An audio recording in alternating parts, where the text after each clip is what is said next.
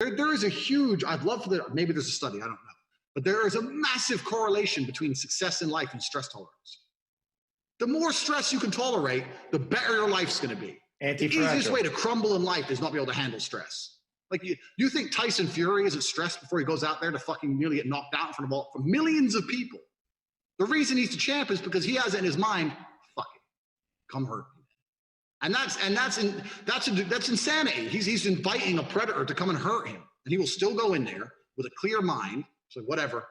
And if he loses, he's gonna be made fun of and mocked and memed on the internet for the rest of his life. And he'll still go. Stress level and success are massively linked.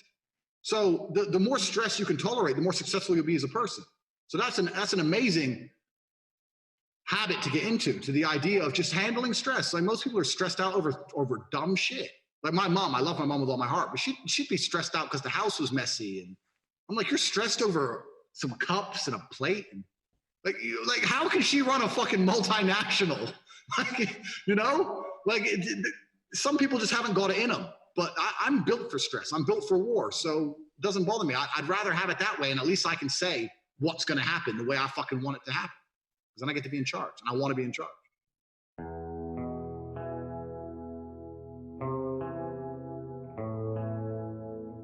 I disagree. While Andrew Tate is a very intellectual man that makes valid points from time to time, I disagree with him because it almost implies that successful people seek out stress, like they seek stressful situations. If I recall correctly, Andrew Tate talked about how he can never work a 9-to-5 job because he'd be miserable, that he isn't built for it, that people that do it are much stronger than him. I personally believe real stress is uninvited. He mentioned Tyson Fury. Sure, Tyson Fury may be a little anxious before fights, but boxing is what he loves to do. He purposely chased that path. Whatever pains or so-called anxieties he feels during training or before a fight, he subconsciously loves it. It's not stress if you love it. He loves it. He lives for it. If he didn't, then he wouldn't be doing it. Because boxing isn't like one of those 9-to-5s where it's like, oh man, I'm going to do it because I just need to do it. Unless someone grew up in the slums somewhere, very poor, boxing isn't really a path people take unless they truly, truly enjoy it. The same goes for Andrew Tate. Andrew Tate is far from a highly stressed human being. Far from it. He's a hyperactive, highly motivated person that loves what he does.